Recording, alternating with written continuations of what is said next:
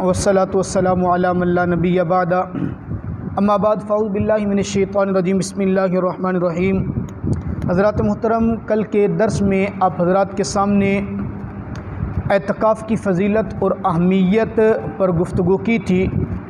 आज के दर्स में इंशाअल्लाहुल अज़ीज़ आपके सामने एतकाफ़ की शराइत और एतकाफ़ की अक़साम और कौन सी जगह पर एतकाफ़ करना सबसे अफजल है वो इंशाअल्लाहु ताला बयान फरमाएंगे। सबसे पहले ज़हन नशीन फरमाइए एतकाफ़ करने की शराइत। एतकाफ़ ऐसी मस्जिद में करना चाहिए जहाँ पर 5 वक़्त की नमाज बाजमात अदा होती हो। नंबर 2, एतकाफ़ की नीयत के साथ मस्जिद के अंदर ठहरना इबादत है, बिना नीयत के एतकाफ़ नहीं होता। नंबर 3, नीयत चूँकि मुसलमान की मोतबर होती है इसलिए मोतकिफ़ का मुसलमान होना ज़रूरी है, काफिर की नीयत का एतबार नहीं होगा। नंबर 4, एतकाफ़ के लिए बालिग होना शर्त नहीं है, अलबत्ता आकिल होना शर्त है। लिहाजा ऐसा नाबालिग जो कि इबादत को, मस्जिद के एहतराम को, एतकाफ़ को समझता हो, मसाइल को जानता हो, वो भी एतकाफ़ कर सकते हैं। औरत के लिए हैज़ निफास के खून से पाक और साफ़ होना ज़रूरी है। औरत मस्जिद में एतकाफ़ नहीं करेगी, अलबत्ता अपने घर की वो जगह जो उसके लिए मस्जिद का दर्जा रखती है, जहाँ पर वो नमाज अदा करती है, उस जगह पर वो एतकाफ़ करेगी। एतकाफ़ की बुनियादी तौर पर फ़ुक़हा कराम ने 3 अक़साम लिखी हैं। नंबर 1 एतकाफ़ वाजिब, नंबर 2 एतकाफ़ सुन्नत और नंबर 3 एतकाफ़ मुस्तहब। एतकाफ़ वाजिब ये वो होता है जिसकी इंसान कोई मन्नत मान ले। मिसाल के तौर पर किसी ने मन्नत मानी, नज़र मानी, या अल्लाह मेरा फ़लाँ काम करवा दे तो मैं इतने दिन का एतकाफ़ करूँगा। ये नज़र और मन्नत का जो एतकाफ़ है ये एतकाफ़ वाजिब है। इसके अंदर रोज़ा रखना शर्त होते है, अगरचे मन्नत मानने वाले ने रोज़े को ज़िक्र नहीं किया लेकिन फिर भी इसमें रोज़ा लाजिम होते हैं। दूसरे नंबर पर एतकाफ़ मसनून, यह सुन्नत अलल किफ़ाया है। एतकाफ़ मसनून ये रमज़ान के आखिरी अशरे का 10 दिन का जो एतकाफ़ होते हैं ये एतकाफ़ मसनून कहलाते हैं। इसमें भी रोज़ा रखा जाता है, बिना रोज़े के ये एतकाफ़ नहीं होता। और नंबर 3 एतकाफ़ मुस्तहब है, ये एक लम्हे का भी कोई एतकाफ़ करना चाहे, 5 मिनट का भी कोई एतकाफ़ करना चाहे तो कर सकते हैं। बल्कि इमाम मोहम्मद रहमतुल्लाह अलैह फरमाते हैं कि जो इंसान मसनून एतकाफ़ न कर सकता हो वो मस्जिद के अंदर जब भी दाखिल हो तो एतकाफ़ की नीयत से दाखिल हो, और मस्जिद में दाखिल होते ही नियत कर ले नवैतुल एतकाफ़ मादुम तुफिल मस्जिद, अल्लाह मैं जब तक मस्जिद में रहूँगा तेरी रज़ा के लिए एतकाफ़ की नीयत से रहूँगा। फरमाया कि मस्जिद में जितनी देर भी रहेगा इसको बराबर एतकाफ़ का सवाब मिलता रहेगा। नमाज पढ़ना, इबादत करना, तिलावत करना, ज़िक्रुल्लाह करना वो इबादतें अलग हैं। जितनी देर ये मस्जिद के अंदर रहेगा एतकाफ़ की नीयत से इसको बराबर सवाब मिलता रहेगा। एतकाफ़ के लिए सबसे अफजल जगह कौन सी है? फ़ुक़हा फरमाते हैं सबसे अफजल जगह एतकाफ़ के लिए वो मक्कतुल मुकर्रमा है। काबा के अंदर एतकाफ़ करना, मस्जिद हराम में एतकाफ़ करना सबसे अफजल है। उसके बाद दर्जा है मस्जिद हराम, मस्जिद नबवी का। मेरा अल्लाह मुझे और आपको वहाँ पर एतकाफ़ करने की तौफ़ीक़ अता फ़रमाए।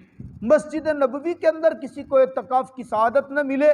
तीसरे नंबर पर दर्जा है मस्जिद बैतुल मुक़द्दस का।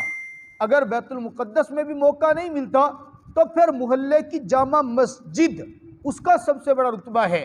अगर जामा मस्जिद न हो तो जो मोहल्ले की मस्जिद है जिसमें 5 वक़्त की नमाज बाजमात होती है फिर दर्जा उस मस्जिद का होगा।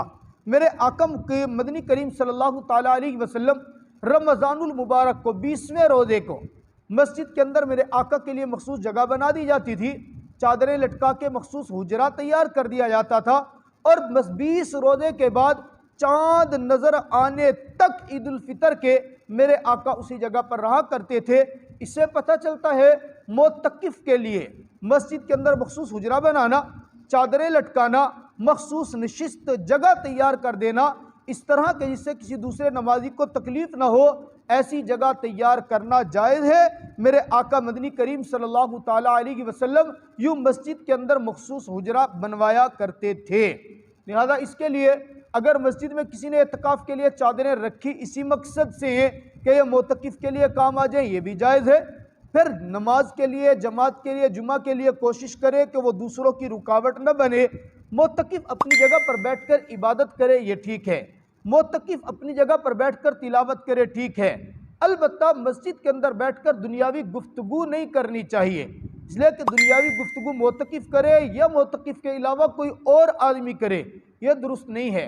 हदीस मुबारक में आते हैं जब मस्जिद के अंदर आकर कोई दुनियावी गुफ्तगू करता है ना, और गुफ्तगू करने वाला दुनियावी बात करता है, मेरा अल्लाह आसमान से एक फ़रिश्ता उतारते हैं। वो फ़रिश्ता आकर कहता है उसकुत या वली अल्लाह, ए अल्लाह के वली खामोश हो जा। पहली मरतबा अल्लाह का वली, अल्लाह का दोस्त, इसको मुखातब किया जाता है, खामोश हो जाता है तो बहुत अच्छा। अगर खामोश नहीं होता, ये गुफ्तगू करता रहता है, फिर दोबारा फ़रिश्ता आते हैं और कहता है उसकुत या बगीज़ अल्लाह, ए वो शख्स जिसके ऊपर अल्लाह का गज़ब नाज़िल हो, खामोश हो जा। मस्जिद के अंदर तू इस तरह गुफ्तगू न कर, इसलिए कि मेरे रब को मस्जिद के अंदर दुनियावी बातें करना ये पसंद नहीं है। अगर ये बंदा खामोश हो गया तो ठीक, अगर खामोश न हुआ, तीसरी बार फरिश्ता आता है और आकर बड़े गुस्से के आलम में कहते हैं उसकुत उसकुत या बगीज़ अल्लाह लानतुल्लाहि अलैक, ऐ वो शख्स जिसके ऊपर अल्लाह की लानत हो, खामोश हो जा, तेरे ऊपर अल्लाह की लानत हो। अब देखे दुनियावी गुफ्तगू करने वाले पर जब फरिश्ता ही अल्लाह की लानत कर गया तो बाकी इसके लिए बचता क्या है। तो एतकाफ़ ये बहुत बड़ी एक इबादत है और ये सुन्नत अलल किफ़ाया है, यानी जिस मोहल्ले में, जिस बस्ती में, जिस गांव में कोई एक शख्स भी अगर एतकाफ़ की हालत में बैठ गया तो पूरी बस्ती वालों पर से ये फ़र्ज़, ये सुन्नत, ये हुक्म उतर जाएगा। अगर कोई बस्ती, कोई मस्जिद कोई ऐसी है कि वहाँ पर पूरी बस्ती में कोई एक शख्स भी नहीं बैठा तो पूरी बस्ती जो है ये गुनाहगार होगी। लिहाजा याद रखिएगा, मैंने अर्ज़ किया कि एतकाफ़ 10 दिनों का करना ये मसनून है। कोई 10 दिनों से कम करता है वो मसनून नहीं होगा, बल्कि वो नफली एतकाफ़ बन जाएगा।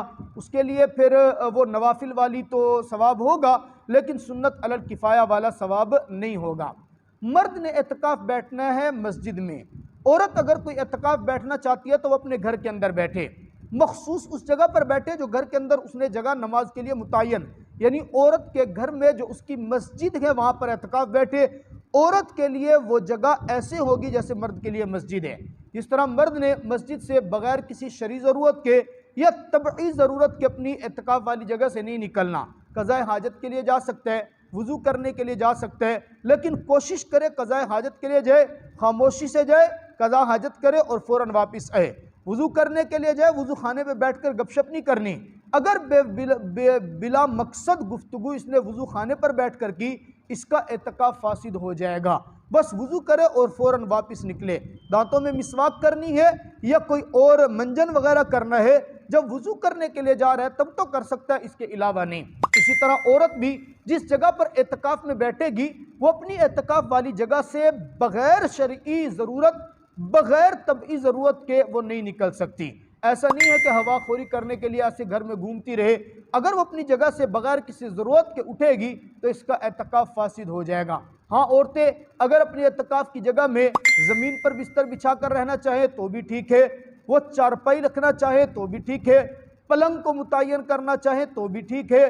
अगर वहीं पर बैठे हुए वो घर का कोई छोटा मोटा काम करना चाहे, सब्ज़ी बना दी, कोई ऐसी चीज़ कर दी तो भी ठीक है। लेकिन ये याद रखना चाहिए कि दौरान एतकाफ़ अगर किसी औरत को हैज़ आ गया या निफास का खून आ गया तो इसका एतकाफ़ टूट जाएगा। बाद में पाक होकर इसको सिर्फ एक दिन की कज़ा करना ज़रूरी होगी, जिस दिन इसको हैज़ का खून आया है। ये चंद एक मसाइल एतकाफ़ के थे जो आज मैंने आप हज़रात के सामने जिक्र कर दिए। ज़िंदगी रही तो इंशाअल्लाह कल शायद एतकाफ़ वाले बैठेंगे। आज 19वां रोज़ा है, कल 20वां रोज़ा होगा। कल नमाज असर से पहले पहले कोशिश करें। जो एतकाफ़ में मर्द बैठना चाहता हो, जो औरत बैठना चाहती हो, कल नमाज असर से पहले पहले अपनी तैयारी करे और अपने एतकाफ़ की जगह में पहुंच जाए। हम कोशिश करेंगे इंशाअल्लाहुल अज़ीज़ कल भी आपके सामने कुछ मसाइल ज़िक्र करें। बाकी आपको अगर कोई सवाल हो, कोई आपने पूछना हो, तो आप बिला झिझक हमसे रब्ता कर सकते हैं, अपने एतकाफ़ के हवाले से अपने सवाल पूछ सकते हैं। इंशाअल्लाहुल अज़ीज़ आपके सवालों का जवाब दिया जाएगा। कल तक के लिए इजाज़त चाहते हैं।